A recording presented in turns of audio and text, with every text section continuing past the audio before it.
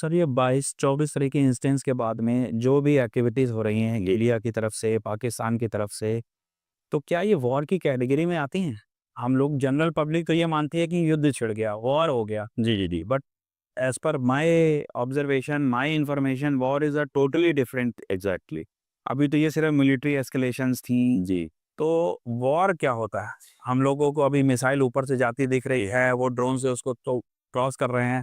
जी। तो क्या वो वॉर है या वो सिर्फ़ अभी एक ट्रेलर है? वॉर बहुत बड़ा होता है। वॉर मतलब आप ये पूछना चाहते हैं कि वॉर कब डिक्लेयर माना जाए? यस, वॉर का कोई डॉक्यूमेंट होता होगा, कोई ऑफ़िशियल सिग्नेचर होते होंगे, कोई head of the state sign करता होगा कि now war has been officially. ये बहुत अच्छा क्वेश्चन आपने पूछा बिकॉज़ अभी आपने मीडिया न्यूज़ वग़ैरह देखी होंगी। सो इसमें बेसिकली पोस्ट इंडिपेंडेंस हमारी एक होती है यूनियन वॉर बुक और उसको इन्वोक किया जाता है।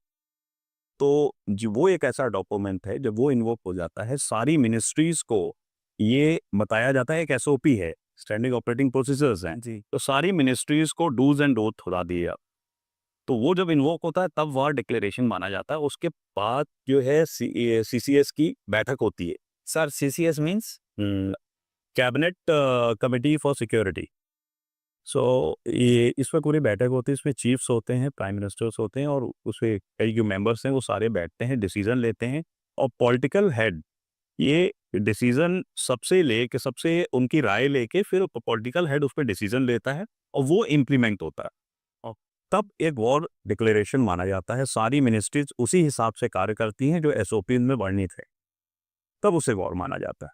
तो अभी जो चल रहा है ये बस एक अब मिलिट्री। अभी अगर देखा जाए तो अभी आप देखिए एयर स्ट्राइक्स हुई हैं, जी। ठीक है, ड्रोन्स के अटैक हुए हैं और आर्टी फायर हुई हैं।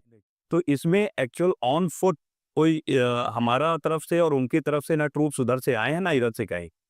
तो ये एयर सर स्ट्राइक ये जो मिलिट्री पैदल चलने वाली जो मिलिट्री है, जब वो बॉर्डर क्रॉस कर ले थल सेना तब हाँ, आने की वॉर हो गया।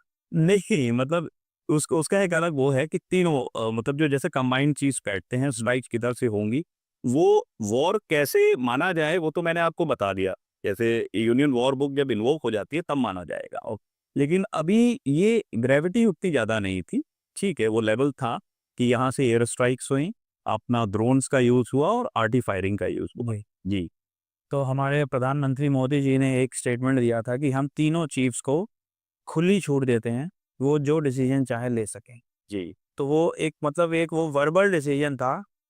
जी, वो वॉर बुक इन्वोक करने वाला या वॉर इनिशिएट करने वाला वैसा कोई डॉक्यूमेंट्री सिग्नेचर्स नहीं थे जिस तरीके से वो डिसीजन ले सके।